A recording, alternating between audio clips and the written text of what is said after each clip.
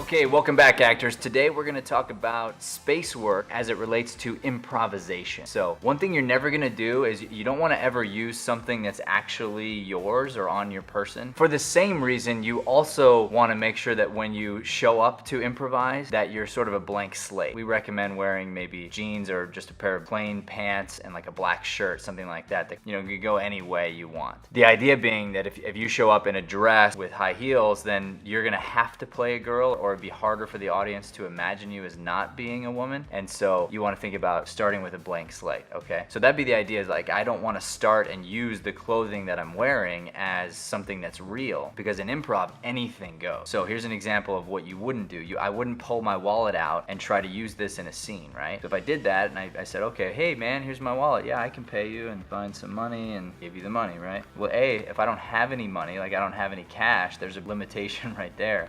But B, what I want to have is I want to have unlimited potential as an actor. So if I want to pull out my wallet, I get to have $1,000, $100 bills in there if I want to, and it's this thick. Cool, like that's my wallet because I decided that's the case. I could have a wallet that's made out of gold. I could be Scrooge McDuck, you know? I mean, that's fine too. So the idea being, like, I want to use my imagination there. So you'll never use real objects actually in improvisation when you're on the stage. You will use real objects, however, to practice your space work, because that's how you figure out how you really do things. So let's go back to our wallet example, okay? Here's what my wallet looks like in my hand, right? Now, what I do is I open up the wallet, okay? And then I just pull the wallet out, and now that's a wallet. And you see my hand here. I wouldn't normally think of this when doing space work, to think of a wallet. Excuse me, that's my phone. Hey baby, you're on my Actor Made Easy video.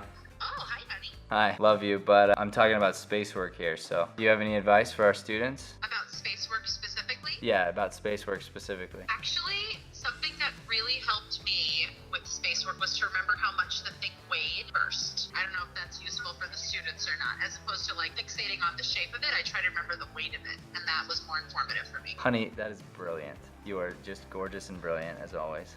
Honey, you're handsome and charming. Well, I was fishing for a compliment, but thank you. Okay, love you. That was Leanne. So she brought up a really good point too, which is the weight of the object. So going back to my wallet here, right? What's the weight of the object? Okay, I feel sort of the weight, and it's like, okay, what does that feel like in my hand? And the mistake actors will make is they're gonna go, oh, wallet, and then they open it up and they do something weird with their hands, or it's like too light or too heavy or something, and it doesn't make any sense. Here's another cool example. I happen to just literally answer the phone with my watch, right? I happen to have one of these watches, which didn't even exist. Let's say 20 years ago, there was not a phone on your wrist, at least not that we knew about. So if I took this watch off, right? So now that's not a possibility anymore, right? So what I could think to myself is, I have a phone in my glasses. So I have to put on the glasses. Here's my improv glasses. That's what improv glasses look like. So I put on the glasses and then I go, excuse me. Yes, honey. Hi, you're on the Actor Made Easy video. Yeah, I love you too, baby. No, honey, I'm right now. I'm doing a video. Okay, bye. And that's it. And I just made a phone call with my imaginary glasses on. So the point being is that anything is possible. With improv, anything is possible, but you want to ground it in some sort of a reality. So don't be lazy with your space work. Practice with real objects, and then from those real objects, think outside the box and think, how could I come up with something really creative that doesn't exist yet, that might exist sometime in the future?